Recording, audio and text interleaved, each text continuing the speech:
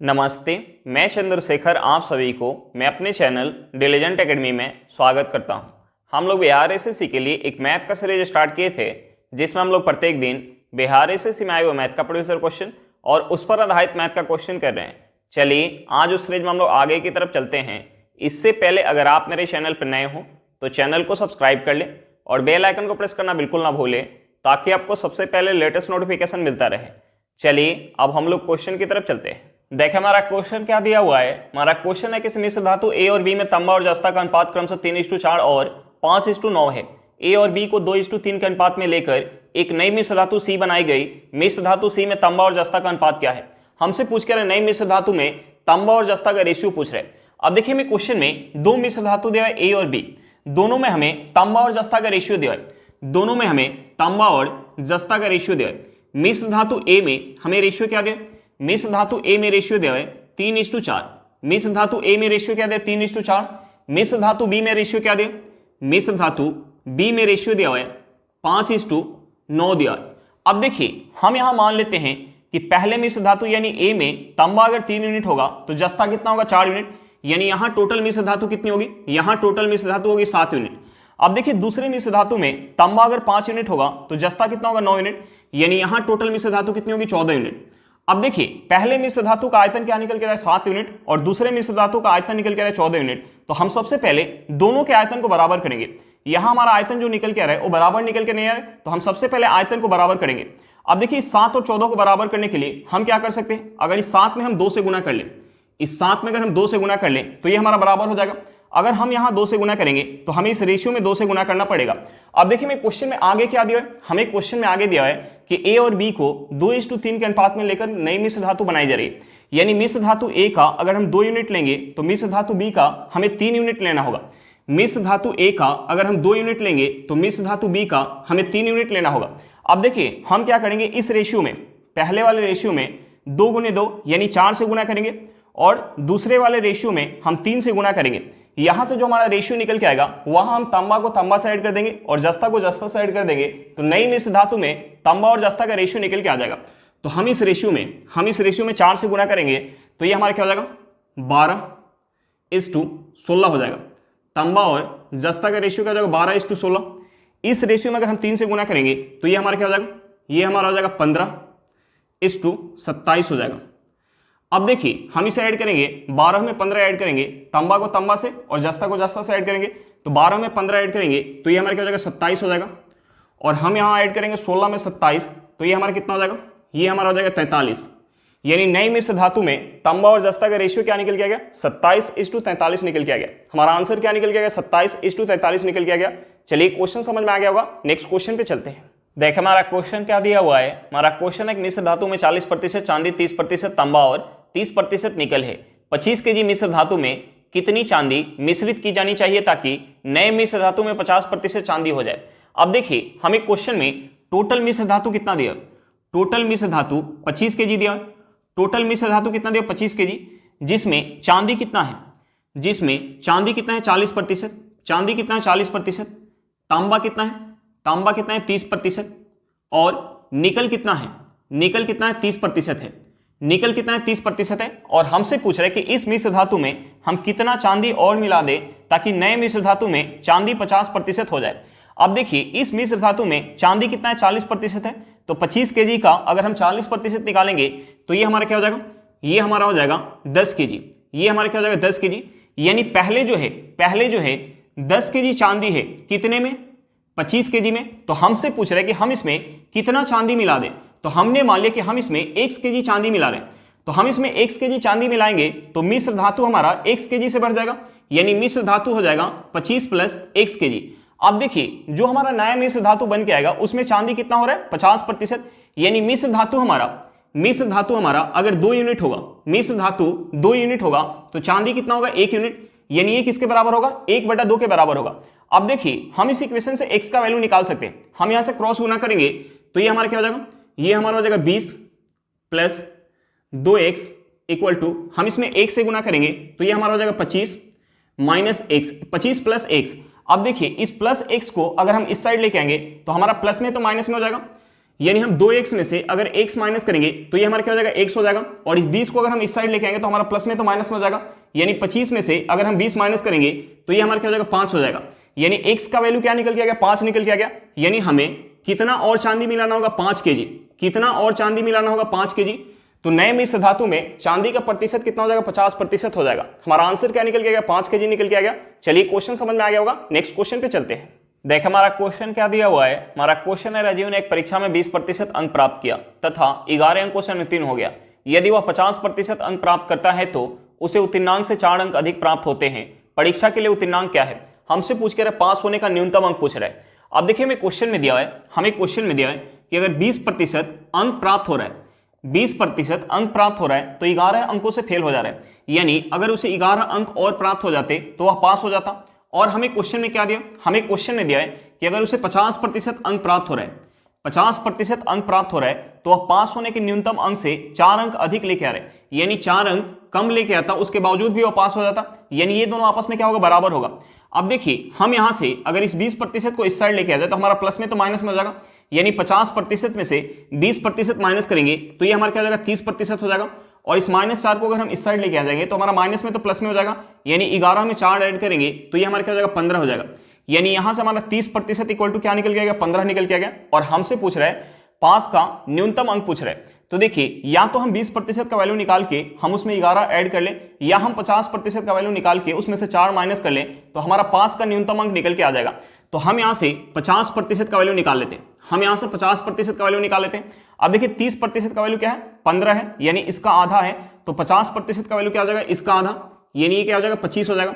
यानी अगर वह 25 अंक प्राप्त करेगा, 50% का वैल्यू क्या निकल के आएगा 25 अंक, यानी 25 अंक प्राप्त करेगा तो पास के न्यूनतम अंक से 4 अंक अधिक प्राप्त करेगा, यानी 4 अंक अगर कम प्राप्त करेगा उसके बावजूद भी वो पास हो जाएगा, यानी पास का न्यूनतम अंक क्या निकल के आ गया 21 निकल के आ गया। हमारा आंसर क्या निकल के आ गया 21 निकल के आ गया। चलिए क्वेश्चन समझ में आ गया होगा, नेक्स्ट क्वेश्चन पे चलते हैं। देख हमारा क्वेश्चन क्या दिया हुआ है। हमारा क्वेश्चन है कुमार का वेतन 30,000 रुपये प्रति माह है, वह इसका 25% भोजन और किराए पर खर्च करता है, बचे हुए भाग का 20% शिक्षा पर खर्च करता है, लेकिन वह अपने वेतन का 5% टैक्स अदा करता है और सभी तीनों कटौती के बाद वह 8,000 रुपये बचाता है, तो बचत के बाद उसके पास उपलब्ध रुपए होंगे।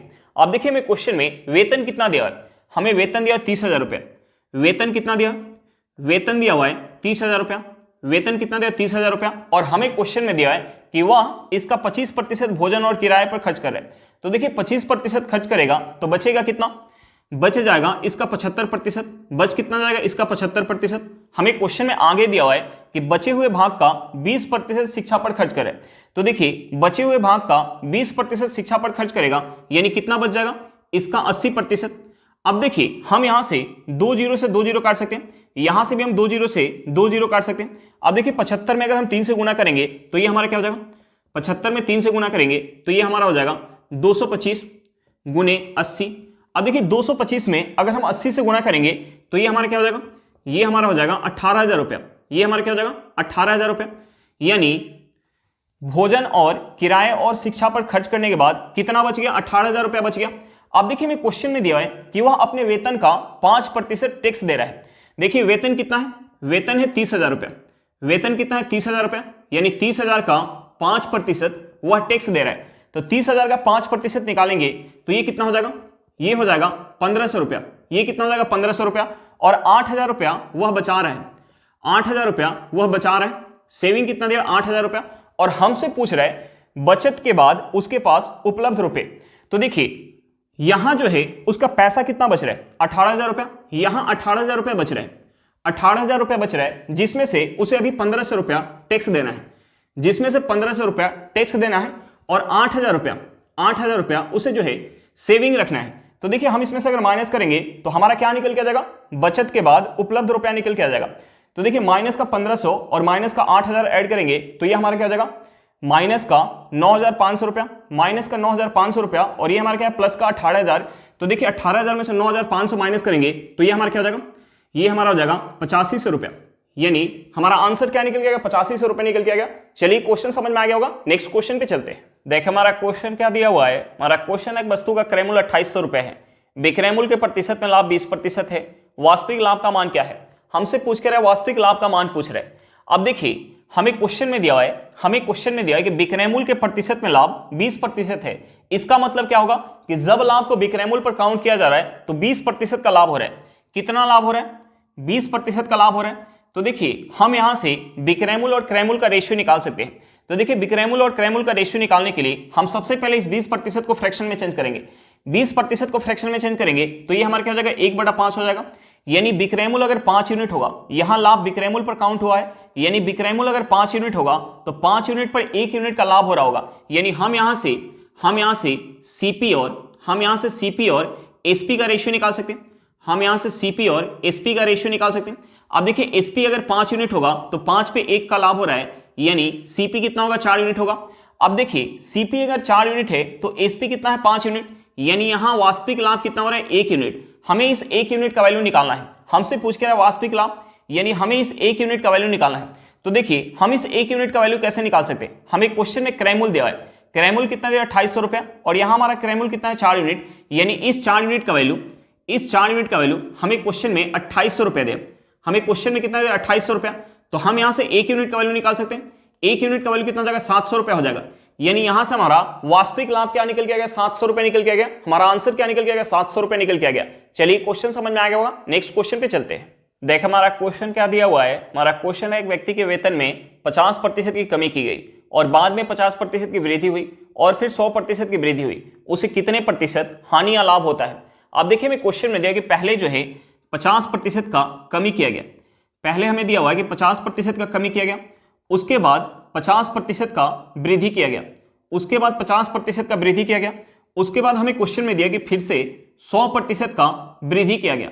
तो देखिए हम यहां से कमी या वृद्धि के पहले और बाद के वेतन का रेशियो निकाल सकते हैं। उसके लिए हम सबसे पहले इस प्रतिशत को फ्रैक्शन में चेंज करेंगे। अब देखिए 50% को फ्रैक्शन में चेंज करेंगे तो ये हमारा हो जाएगा 1/2। यहां हम 50% को फ्रैक्शन में चेंज करेंगे तो ये हमारा हो जाएगा 1/2। 100% को फ्रैक्शन में चेंज करेंगे तो ये हमारा क्या हो जाएगा, 1/1 हो जाएगा।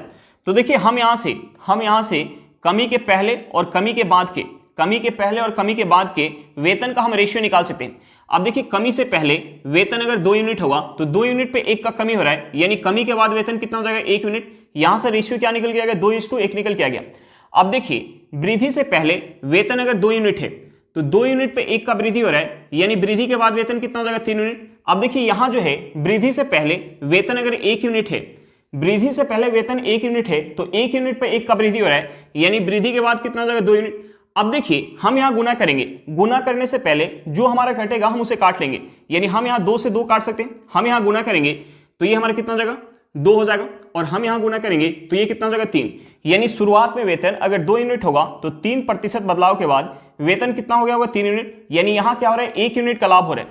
यहां क्या हो रहा है, यहां जो है 1 यूनिट का लाभ हो रहा है। कितने पर, 2 पर, गुने 100 करेंगे तो यहां से हमारा लाभ प्रतिशत निकल के आ जाएगा। अब देखिए 2 से 100 कितने बार में जाएगा, 50 बार में। यहां से हमारा निकल के आ गया कि उसे ओवरऑल 50% का लाभ होगा। हमारा आंसर क्या निकल के आ गया, 50% निकल के आ गया।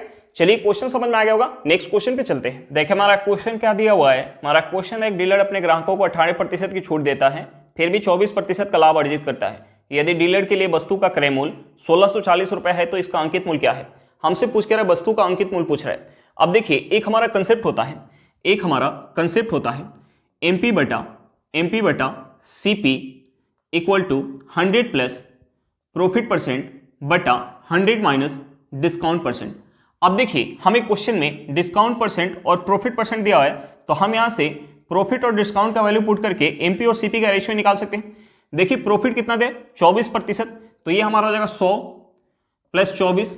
डिस्काउंट कितना दे, 18%, तो ये हमारा हो जाएगा 100 माइनस 18। अब देखिए हम इसे ऐड करेंगे तो ये हमारा कितना हो जाएगा, 124 हो जाएगा। हम इसे माइनस करेंगे तो ये हमारा कितना हो जाएगा, 82 हो जाएगा। अब देखिए हम इसे 2 से काट सकते हैं। हम इसे अगर 2 से काटेंगे तो ये 2 से 62 बार में जाएगा। इसे अगर 2 से काटेंगे तो ये 2 से 41 बार में जाएगा। अब देखिए यहां से हमारा एमपी बटा सीपी इक्वल टू क्या निकल के आ गया, एमपी बटा सीपी इक्वल टू निकल के आ गया 62/41। अब देखिए वस्तु का सीपी अगर 41 यूनिट होगा तो एमपी कितना होगा, 62 यूनिट होगा। अब देखिए मैं क्वेश्चन में वस्तु का सीपी क्या दिया, 1640 रुपया, और यहां हमारा वस्तु का सीपी क्या है, 41 यूनिट। यानी इस 41 यूनिट का वैल्यू हमें क्वेश्चन में 1640 रुपया दिया, 1640 रुपया दिया। अब देखिए हमें 41 यूनिट का वैल्यू पता है, तो हम यहां से 62 यूनिट का वैल्यू निकाल सकते हैं। हम सबसे पहले यहां से 1 यूनिट का वैल्यू निकाल लेते हैं।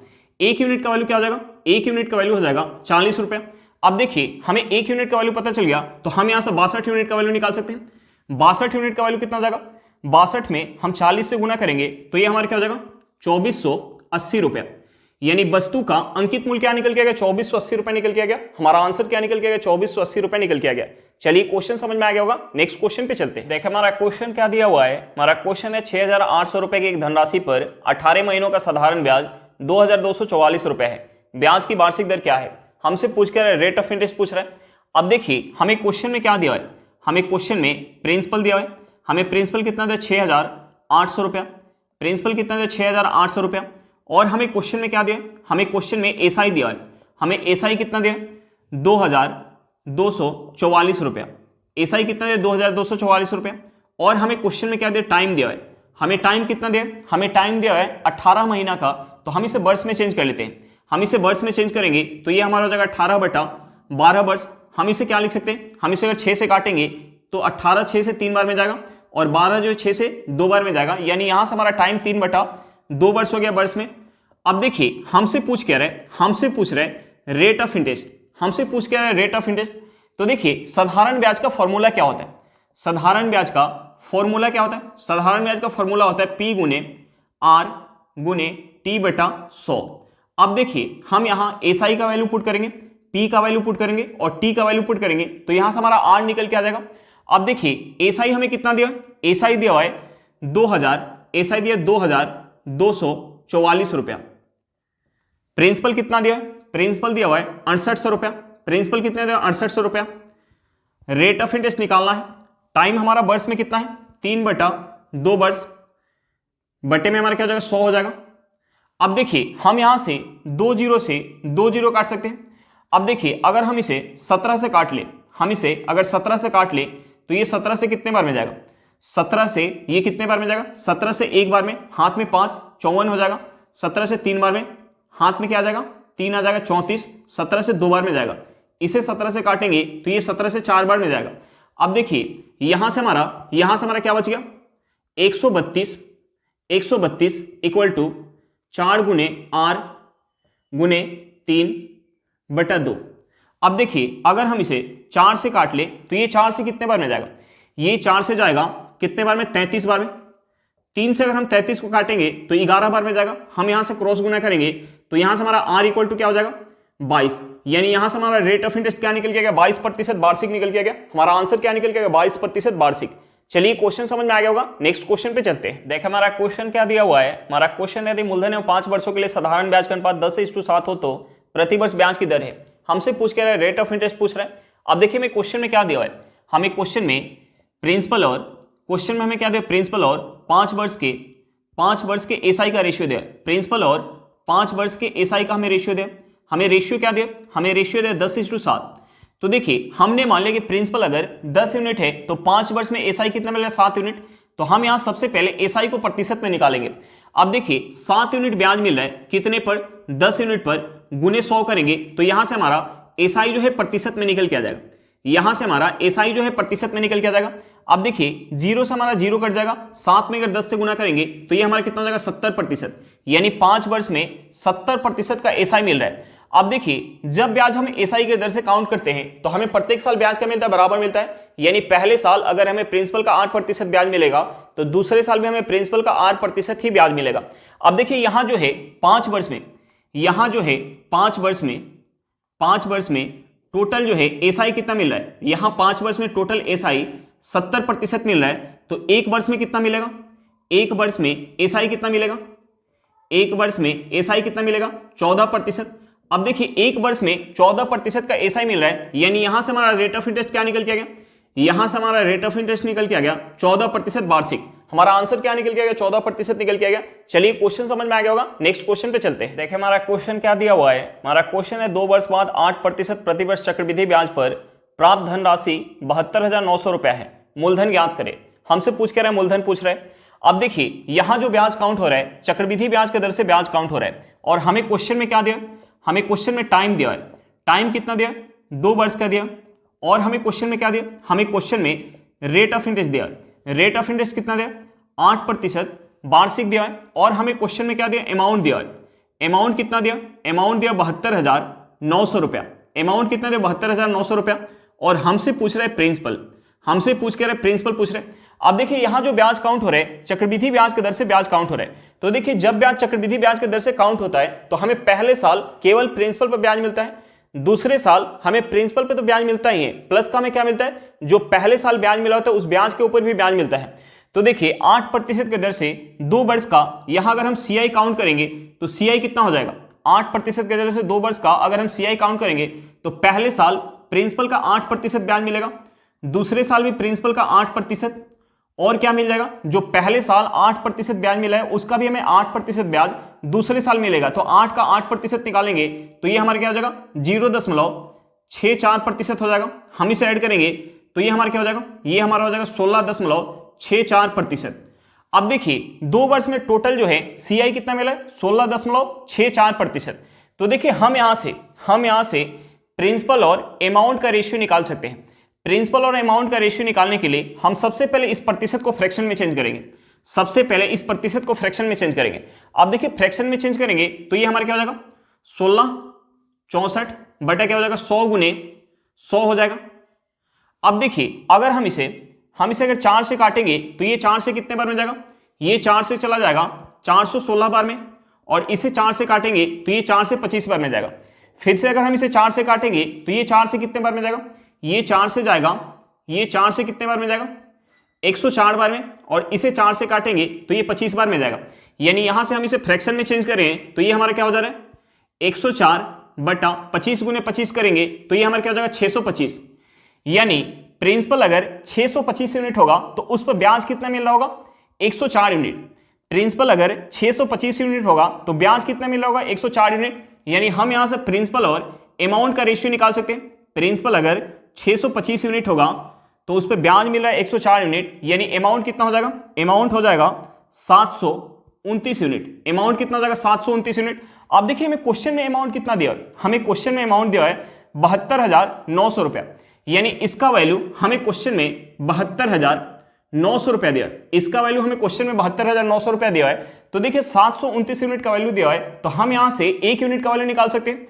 1 यूनिट का वैल्यू क्या हो जाएगा, 100 रुपया हो जाएगा। हमें 1 यूनिट का वैल्यू पता चल गया तो हम यहां से 625 यूनिट यानी प्रिंसिपल निकाल सकते हैं। 625 यूनिट का वैल्यू क्या हो जाएगा, 62,500 रुपया हो जाएगा। हमारा आंसर क्या निकल के आएगा, 62,500 रुपया निकल के आ गया। प्रिंसिपल क्या निकल के आएगा, 62,500 रुपये निकल के आ गया। चलिए क्वेश्चन समझ में आ गया होगा। आज के लिए इतना ही, फिर मिलता है नेक्स्ट क्लास में। अगर क्लास अच्छा लगे तो क्लास को लाइक करेगा। अगर आप मेरे चैनल पर नए हो तो चैनल को सब्सक्राइब करेगा और क्लास को अपने दोस्तों के साथ शेयर करना बिल्कुल मत भूलिएगा। चलिए बाय बाय।